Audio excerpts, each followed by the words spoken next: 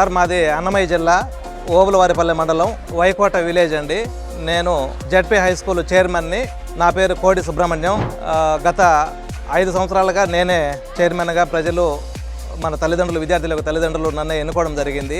జగనన్న ప్రభుత్వం వచ్చిన తర్వాత నాడు నేడు ఫస్ట్ ఫేజ్ కింద 42 లక్షల రూపాయలు మా స్కూలు కేటాయించారు. అయితే ఇంతకుముందు ఎన్నడూ లేనటువంటి సౌకర్యాలన్నీ కూడా ఆ అమౌంట్ కింద అన్నీ బాగా డెవలప్ చేశాము. ఏమేం చేశాము అంటే ప్రథమంగా అమ్మాయిలకు టాయిలెట్స్ అనేటివి లేకుండా ఉండేటివి, వాళ్లకు టాయిలెట్స్ బ్రహ్మాండంగా కట్టించాము. అదేవిధంగా దానికి వాటర్ ఫెసిలిటీ కల్పించాము. సంపు చేశాము, నిర్మించాము. దానికి మోటార్ అన్ని బిగించి చేశాము.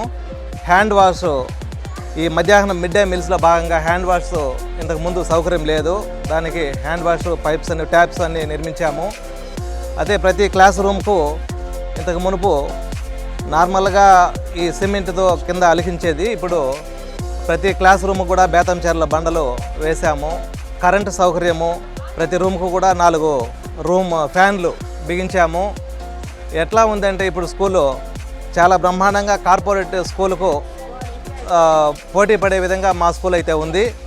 ఇంతకు మునుపు అయితే ఎండల కాలం వస్తే కొద్దిగా పిల్లలు బయట కూర్చోబెట్టడము ఇట్లా ఇబ్బందికరంగా ఉండేది. ఇప్పుడు చాలా బ్రహ్మాండంగా ఏసీ రూమ్లో కూర్చున్నట్లు ఉంది. అదేవిధంగా పెయింట్ సౌకర్యము కల్పించాము.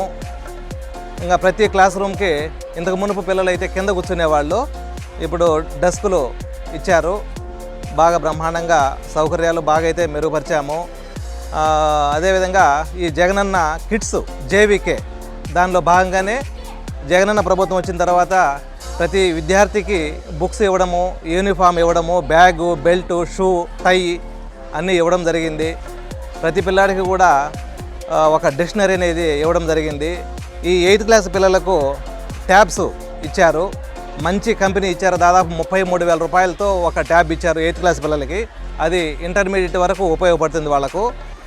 చాలా బ్రహ్మాండంగా సంతోషపడి ప్రతి పిల్లాడు కూడా పోటీపడి చదవడం జరుగుతుంది. నెక్స్ట్ ఈ ఇంగ్లీష్ మీడియం ప్రవేశపెట్టారు.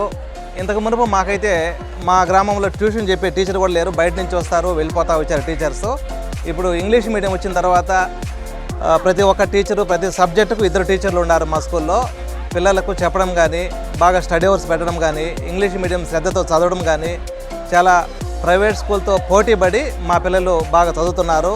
గతంలో స్ట్రెంత్ ఇంచుమించు ఒక 50 మంది అటో ఇటో ఉండేది, కానీ బయట వెళ్ళి చదువుకుంటా ఉండే ప్రైవేట్ స్కూల్లో చేర్పించి ఇక్కడ ఊర్లో చదవడం లేదని చెప్పి తల్లిదండ్రులు ప్రైవేట్ స్కూల్లో చేర్పిస్తూ ఉన్నారు.